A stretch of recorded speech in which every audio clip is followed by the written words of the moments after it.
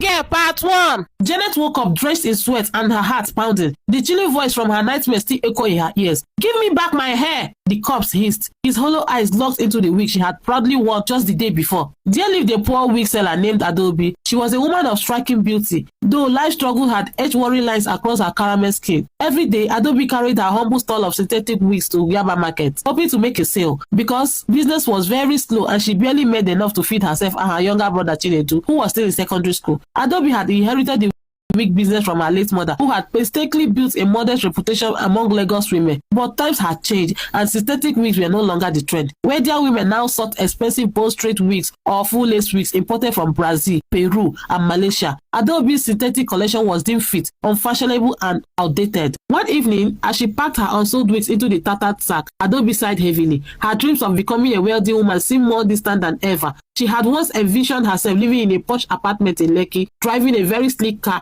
and dining at the upscale restaurants. But now all she had was a small chaos, unsustainable income, and mountain of debts. One fateful night, as Adaobi walked home through a dimly light road, she encountered a mysterious old woman selling herbal remedies. The woman's store was lit with candles and strange unidentifiable objects hung from the canopy. "Beautiful girl, why do you look so troubled?" the old woman asked in a raspy voice. Adaobi hesitated, but then she poured out her heart. She spoke of her failing business, her financial struggles, and her desperation to escape poverty. The old woman listened intently and then leaned closer. Her eyes glittered with a strange light. "There is a way," the woman whispered, "a way to make your wigs irresistible, to attract wealth and power beyond your dreams." Adaobi's curiosity was piqued. "How?" she asked cautiously. "Follow me," the old woman instructed. That night, Adaobi followed the stranger as so many thoughts ran through her mind. They got to the cemetery. "What? A cemetery?" she asked in a frightened voice. "Yes. Do you have any problem with it?"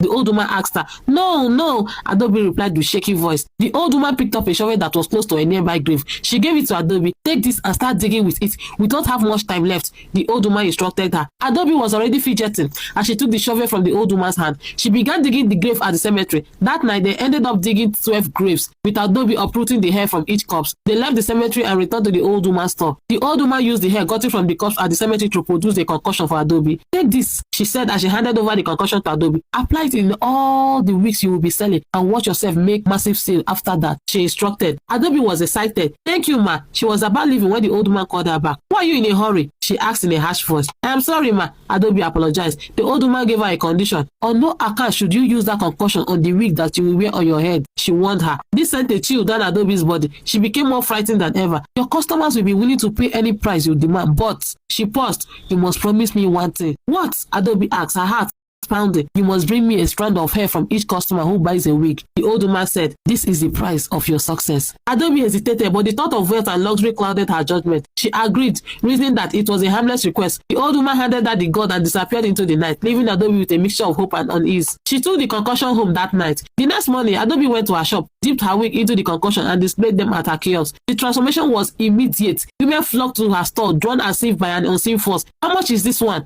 a well-dressed woman asked, holding up a wig. 50,000 naira, ma," Adaobi replied, testing her luck. To her surprise, the woman paid without hesitation. By the end of the day, Adaobi had sold out her entire stock and made more money than she had in the past 6 months combined. The sales girl.